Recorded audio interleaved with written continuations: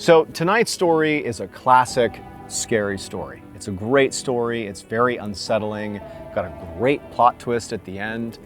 But this story, it's sort of so unbelievable that I think a lot of people are going to have a hard time actually believing it. But I'll tell you that when this happened, the story happened in Hong Kong, this story got picked up by many major news outlets and was covered extensively. So that suggests there's some real credibility to this story. But ultimately, it's up to you to decide what you actually believe. But before we get into tonight's story, if you're a fan of the strange, dark, and mysterious delivered in story format, then you've come to the right campfire, because that's all we do, and we upload 2, 3, even 4 times a week. So if that's of interest to you, go ahead and log in to the Like Button's email account and delete all their emails. Also, please subscribe to our channel and turn on all notifications so you don't miss any of our weekly uploads. Okay, let's get into tonight's story.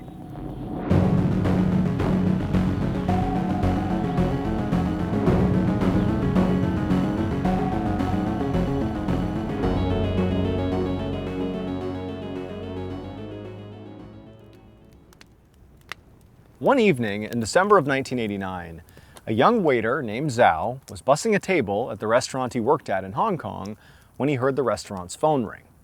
And the sound really stressed Zhao out, because the restaurant was really busy that night, and it was only Zhao and one other waiter working along with the manager who was in back. And so Zhao, he's bussing this table, he began looking around for the other waiter to see if maybe they heard the phone and they could go take the call, but he saw the other waiter and she was busy actually taking another table's order. And the manager was, somewhere in back and would not normally take the call anyway. And so Zhao, he sighed and, stopped bussing the table and went over and he picked up the phone. And right away, he can barely hear the person who's talking. It's a voice of what sounds like a very frail older woman, and she's practically whispering into the phone. And so Zhao had to block his other ear because it's so loud in the restaurant, and he's straining to listen and he's asking this person to speak up. But finally, he can hear, what this woman is calling for. And she's calling because she's trying to place an order for delivery. But this is in the 1980s, so this is before there were things like Uber Eats and, DoorDash. And in Hong Kong at the time, if somebody called in to a restaurant for a delivery order, what it meant was people like Zhao had to take the order and then literally take the food and actually physically bring it to the person who had called it in. So this is sort of a very tedious thing for somebody like Zhao. And so as soon as Zhao could tell that the reason this woman had called was for a delivery order, he's like, oh my goodness, could it get any worse? I have so much to do here, it's so crazy, and now I have to literally run this woman's order to her and then come back and continue my work. Man, what bad luck.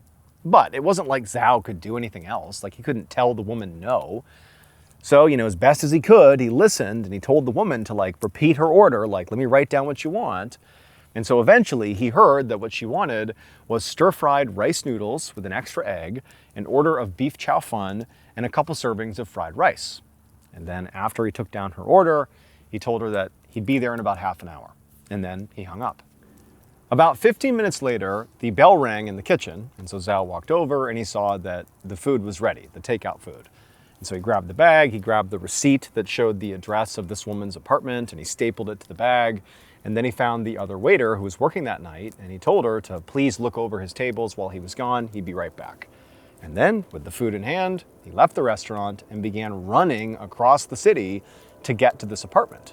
And so he gets outside and he looks at the address and he starts running in the direction of this apartment. And, after several minutes, he gets to the apartment complex, he makes his way up and he finds the door of this woman's apartment. And he knocks on the door and he just waits. And nobody answers the door. So, he's looking at the time, he knows he needs to get back to the restaurant as soon as possible. He has people that are waiting for him. And so he knocks a bit louder this time and sort of calls out hey, delivery. No answer. It's still just quiet inside this apartment. And so he looks at the receipt on the bag that again shows the address of this woman's apartment to make sure he's at the right one. And he's like, yep, I'm definitely at the right apartment. And so after a few more moments of silence, Zhao, he just gives up trying to be polite here. He really needs to get back to the restaurant. And so he just starts wailing on this door, yelling hey, delivery, get out here and get your food. And now this time, he hears some movement inside of the apartment, and so he stops banging on the door. He hears, the locks being unlocked, and then the door, it opens inwardly, but only a tiny bit, like a crack. And it's dark inside the apartment, and it's bright in the hallway. And so from his perspective, Zhao's looking into this crack, and he can't see anything. But eventually, out of this darkness of this little crack, a little hand shows up, and in this hand is money. And through the crack, the hand reaches with the money. And so Zhao, he reaches out, he takes the money, and then a voice comes through the inside of this apartment. And it's that same very quiet, frail voice of the woman who had called and placed the order. And she just said for Zhao to leave the food right there. Just drop it, take the money, and go. And so Zhao, he's thinking how bizarre this is. Like, why is this woman acting the way she's acting? Like, why can't you just open the door all the way and literally take your food inside? Like, you asked me to come here with your food. You basically invited a stranger to your apartment. Like, why would you now be so cagey? It was odd. But at the same time, Zhao didn't really care. She had given him the money, which covered the order. And at this point, he could just leave the food and go back to the restaurant. And so that's what he did. Dropped the food, left the apartment complex, ran back to the restaurant, and continued his night, and basically forgot about this woman. So later that night, after the restaurant had closed, Zhao and the other waitress were cleaning up and getting ready to leave when the manager came out of the back office looking really upset about something. And he sort of strolled over to Zhao and the other waiter, and they both stopped instinctively when they saw the look on his face, and they're sort of looking at him, and he comes in, and sort of out of nowhere, he's like, I know one of you two has been stealing from this restaurant. I know it. And immediately Zhao, he looks over at the other waiter, and she looks back at him, and they're like, what? Like, Zhao knew he did not steal any money. There was no way he was talking about him.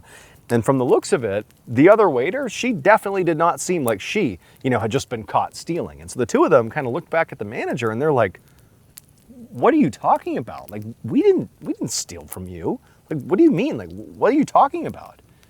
But the manager was like, I know one of you did it. I don't know who, but one of you did it, and I'm telling you right now, if it ever happens again, you're fired. And then the manager just turned around, and he walked back into his office. And so Zhao and the other waiter are just left standing there like, what just happened? But at the same time, like, Zhao anyways, he knew he didn't take any money. And he's just like, you know what? I just want to go home. Like, this has been a long day. I want this to be over. And it seemed very much like the other waiter felt the same way. And so the two of them just kind of shrugged, and they were like, I don't know what he's on about, but I didn't do anything. And they finished cleaning up, and then before long, they had left for the night. The next day, Zhao was back at work, and once again, it was extremely busy, and once again, they were understaffed. It was just Zhao and another waiter, a different waiter than the day before, but still, it's just the two of them and the manager who was in the back office. And so it's just another very stressful day. And all day, Zhao, he's thinking about the fact that the manager had effectively accused him of stealing the night before. And that really hadn't been resolved, just from the perspective of the manager hasn't talked about it again. So it's like the elephant in the room. But, at this point, Zhao was just doing his job because, he didn't steal anything. He knew he didn't steal anything. And so he figured it was just a misunderstanding. If it gets brought up again, there's definitely an explanation here. And so all day and into the evening, Zhao's just working like mad. So is the other waiter. And then at some point in the evening, the phone in the restaurant rings. This is in the middle of, the busiest time of the night. And once again, Zhao, he's hearing the phone ringing, and he's hoping the other waiter is available to take the call, because the last thing he wants to do is do another delivery order. But just like the night before, his coworker was busy taking orders from other people, and so it fell on Zhao to take the call. And so Zhao, he trudged his way through the very busy and very loud restaurant to the phone. He answered it, and immediately he recognized the voice. It was the same woman who had called the night before, the woman he could barely hear. She was talking so quietly. And so again, he had to block his ear to hear what she wanted. And again, she was placing an order for delivery. So again, Zhao would have to be the one to literally go run to her apartment and drop off her food and then hustle back and finish his shift. And so, feeling sort of annoyed and a little frustrated because he can barely hear this woman, he's like, hey, can you please repeat your order? I need to write down your order. And so feeling annoyed, Zhao, he took down her order, which was the same as the night before: stir-fried rice noodles with an extra egg, an order of beef chow fun, and a couple servings of fried rice. And then after writing it down, he told her he would see her in about 30 minutes. And then he hung up. And then 15 minutes later, the kitchen bell dings. Zhao walks over, he grabs the bag of food, he attaches the receipt, out he goes, and he runs across the city over to this woman's apartment, and up he goes. He gets to her door, which he knows is the right one because he had been here the day before, and he pounds on the door right out the gate because apparently this woman takes forever to come to the door, and so he's pounding on the door saying, "Hey, I'm here, delivery, delivery." And eventually he hears the sound of movement inside the apartment, the sound of locks turning, and then the door opens just a crack, and then out comes a little hand with some money. Zhao, he takes the money just like the day before. He hears the sound of this woman saying to just leave the food outside in the hall. He does just that. He places it down, the door shuts, and Zhao turns, and he leaves, and he goes back to work. Later that night, after the restaurant had closed, Zhao and his other coworker were cleaning up, happy that the day was finally done. And as they're doing that, again, at least from Zhao's perspective, this is the second time this has happened, the manager comes storming out of the back office looking really upset. Now again, the other coworker was not here the night before, but the other coworker could see, clearly there's an issue, and Zhao had stopped as well, waiting to hear what the manager had to say. And the manager comes over, but instead of addressing both of them, the manager looks right at Zhao, and he just says, "I know it was you. You are the only one who was here yesterday and today, and I'm telling you there is money missing from the register. It's you. You're the one stealing it." Now, Zhao, he knows he didn't take any money from the register. This didn't happen. There's no way that this is true. It can't be true. And so Zhao, he needs this job, and so he can't just fight with his manager. But he said, "That's not possible. I don't know what you're talking about. Can you please explain what you mean? I don't know how this could have happened, but I'm telling you it was not me." Now, the manager, he's sort of staring at Zhao, trying to size him up to see if maybe he's lying or not, and he can't quite tell, and he says to Zhao, well, you know what? The reason I know that somebody is doing this, that this is not some mistake, is because the money from the register is not just missing. It's that the money has been replaced with counterfeit money. Someone is taking money, you, Zhao, and putting counterfeit money back to sort of make it seem like no money is missing. But I know it's counterfeit money. I can spot it. I know it's counterfeit money. You're doing that, Zhao. You did that. You stole from me. And if you don't give the money back, you're fired. And so Zhao, at this point, he's like, "What? I didn't do that. I have no idea what you're talking about. There is no way that's true. I did not do that." At this point, the manager just turned around and went into the back office, and then when he came out again, he was holding the counterfeit money, and he showed it to Zhao.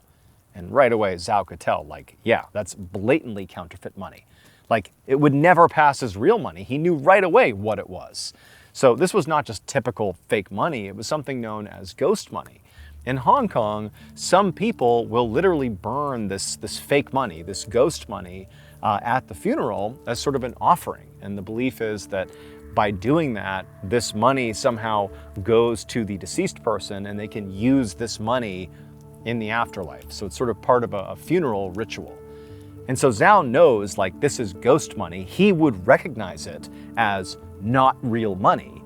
And so the idea that this was put into the register to somehow dupe the manager into believing that, don't worry, no one stole any money here, just seems sort of absurd. And so Zhao, he says to the manager, well, wait a minute, I didn't do this, but if I were to take money from the register, I wouldn't have left behind this obviously fake money. I would have just taken the money. I didn't, but why would I put this obviously fake money back in the register? That definitely wouldn't fool you. It didn't. And the manager, he was thinking about it and he was like, yeah, actually, you're right. But then he was like, well, what must have happened then is, you must have accepted this counterfeit money from, a customer and not realized it. This is your mistake. You must have allowed someone to pay with this ghost money and just not noticed it. You're very busy. Maybe that's what happened. And Zhao's like, no, there's no way I would have accepted clearly fake money. I would have said, no, this is not real money. Like, there's no way I would have made that mistake. And so the manager is like, well, then how could this money have gotten into the register? Like, were there any strange customers here over the past 2 days? I don't know, like maybe somebody somehow, some way managed to pay with fake money and you didn't notice it or something. Do you have any memory of strange customers or seedy customers over the past 2 days? Now, Zhao, like, he wasn't immediately thinking, oh, I wonder, what criminals I ran into in the last couple of days that maybe paid with counterfeit money. Because, like, in his mind, there was no one like that, like, over the past 2 days. It was just normal people, except he did just immediately think about that woman who had called on both nights and had the same delivery order that he had taken to her apartment. And he thought how weird it was that she had only opened the door a crack and handed out a little bit of money and told him to leave the food on the ground. And like, for just whatever reason, even though in some ways he knew, like, there's no way that woman has anything to do with this counterfeit money, he just found himself telling the manager, he's like, well, actually, there was like this one woman, like I delivered food to her the past couple of nights, and he sort of described the whole thing and just kind of how weird it was that she would have him leave the food in the hall and you could barely hear her, and he sort of was confused about the whole thing. And so, like, this didn't explain the counterfeit money at all, but it was like the only weird thing that Zhao could think of. And the manager by this point did believe Zhao. Like, he had sort of changed his tone, and he sort of believed that something weird was going on here, and it wasn't Zhao. Like, he was now sort of working with Zhao to figure it out. And so the manager was just like, okay, well, if this lady calls again, let me deliver the food to her. Let me see if maybe I can talk to her and see if somehow, some way I can figure out if she's the one giving us the counterfeit money. And so the next day, Zhao is back at work, and again, it's a busy day at the restaurant, and all day it's just him and one other coworker, and they're busy all day. And then in the evening, around the same time that this woman had called the past 2 days, the phone rings. And this time, when the phone rings, Zhao immediately runs over and he grabs it. Like, he doesn't care about what he's doing. He was waiting for this call because he was told to, if she calls, hand it over to the manager. And so he picks up the phone, he answers it, and sure enough, it's the same woman, the woman he can barely hear. And she orders the exact same meal to the exact same address. And once again, Zhao takes it down and he says, we'll be there in 30 minutes, and he hangs up. But this time, after giving the order to the kitchen, Zhao went to the back office and he told the manager that, hey, she called again, so the food will be up in about 15 minutes, and if you want to take it over there and see for yourself, you're welcome to. And the manager was like, great, I got it, I'll take it. And so sure enough, about 15 minutes later, the bell rings in the kitchen, the manager goes out, he grabs the food, he looks at the address on the receipt for where this lady lives, and then he leaves the restaurant and he makes his way across town. He gets to the apartment building, he gets up to the door and he knocks. And after a few moments, there's silence. And so he knocks again and he checks the receipt again to make sure he's at the right place. And he knows he is. And so he's knocking some more and he's calling out, delivery, delivery. And eventually he hears movement inside of the apartment and he hears the sound of locks turning. And then just the way Zhao described, the door opened just a crack. And then a little hand came through that crack holding out some money. And for the manager, it actually was pretty disappointing because for whatever reason, he just felt like this is going to be it. This person is going to hand me the ghost money, the counterfeit money. This is going to explain it. Maybe it's like a senile old person who's confused and they're accidentally giving out the wrong money here. Maybe that's what's going on, and somehow Zhao just didn't recognize it or something, even though he claims he would have seen it, but maybe that's what happened. But no, the money that was coming through the door was definitely real money. And so the manager, he just took the money, and the woman told him to just leave the food in the hallway, which he did. And then the door shut and the manager put the money into his pocket. He left the apartment complex and he walked back to the restaurant. And so later that night, after the restaurant closed, Zhao and his coworker were cleaning the restaurant, and the manager was in the back office counting the money from the register. And as he's counting it, he realizes he's short. Except this time there was no counterfeit money in the till. It was just short. And he's thinking, like, what's going on? He kept checking the receipts. He was looking for maybe money that had been misplaced.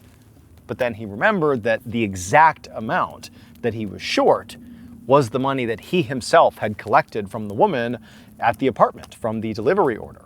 And so he reached into his pocket where he'd put the cash and just forgotten, and he pulled it out, and he was about to just, drop it into the till when he gasped, because the money that he had just pulled out of his pocket was ghost money. Like the money that he knew when it had come through the door from this woman, it had been real money. That money that he looked at, confirmed was real, put in his pocket. Now he's looking at it again, and it's ghost money. Like, how can this be? But right at that moment, that's when he realized what must be happening. They were dealing with a professional counterfeiter. She must be using money that has the appearance of real money when it's given to the other party, but then maybe there's paint or something on it that sort of wears off, and it eventually reveals that it's fake money. But by that point, the transaction's already happened and the con is done. And so he's thinking, that's what's going on. That explains the whole thing. That's why Zhao didn't realize it when he was taking this money. It looked real, and it wasn't until later when, whatever they did to the money wore off that it became clear it was ghost money. So at this point, the manager picked up the phone and he called the police. Later that same night, 2 police officers arrived at the apartment complex where this woman who kept ordering delivery food lived.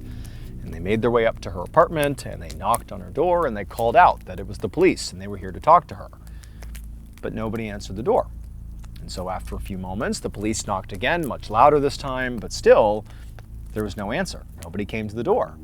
And it was around this time that the officers noticed there was this horrible smell coming very clearly from this apartment. At first, when they had walked into the hallway, they had sort of smelled it, but they had chalked it up to maybe being just the way the whole building smelled. But no, as they were standing here, it seemed pretty clear that this awful, rotten food smell was coming out of this apartment.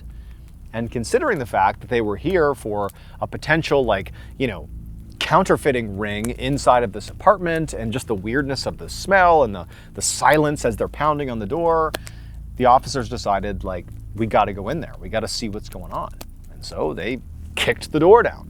As soon as they did, they were hit with an even more powerful, horrible smell, like rotting food smell, and they covered their noses and they went into this apartment. They start calling out, police, police, and it's dark inside the apartments. They can't really see anything. They try the lights, but the lights don't turn on, and they're looking around, and there's a little bit of light coming in through the windows. They can kind of see that it's a small apartment. There's a kitchen, there's a living room, and what appears to be a bedroom over here, and they cut through the kitchen and they're sort of calling out. They don't see anybody in the apartment, there's no movement whatsoever.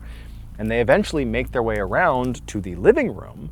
And by this point, they basically searched the apartment and there's nobody here. There's no counterfeiting equipment or any sort of criminal operation happening in here. But they eventually get to the living room where the most light was coming in from the outside. And when they looked for the first time really closely at the living room, they realized there was this horrible scene inside of this apartment.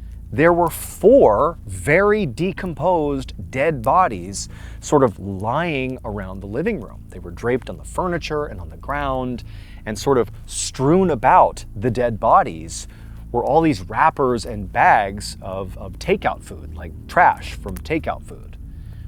And so the police, after seeing this awful scene, they backed out of the apartment, and a full-scale investigation was launched into what happened here.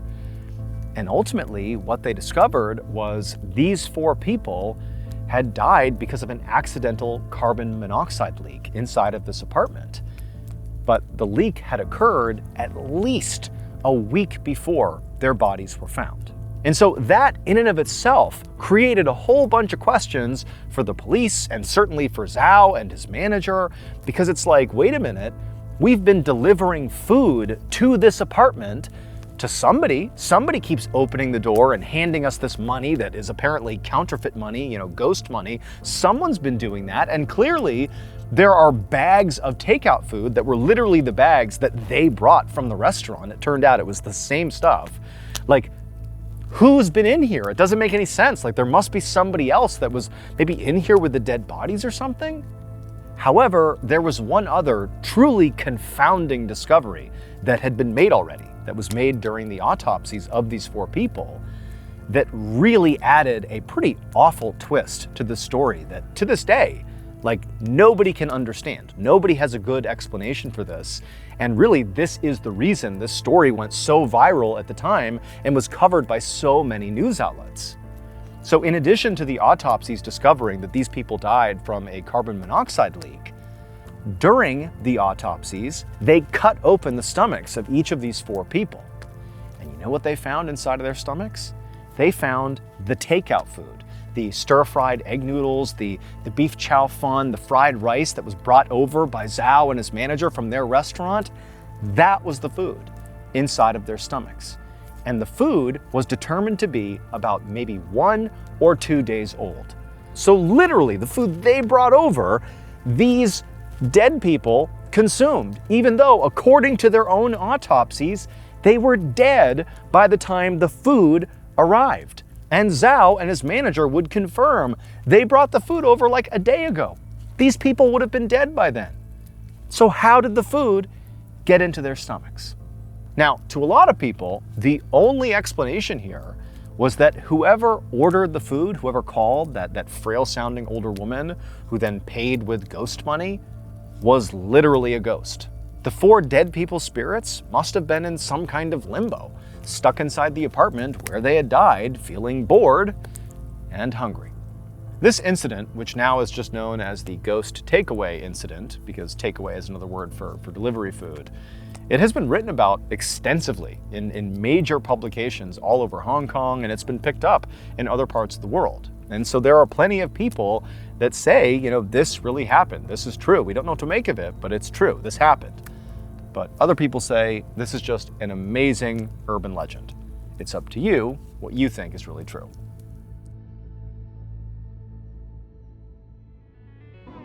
All right, thank you all so much for joining me tonight at the campfire. And if you enjoyed this, remember, we actually have a whole playlist of campfire episodes that are ready for you to binge right now. If you want to do that, go ahead and click right here and give them a watch. All right, until next time, see ya.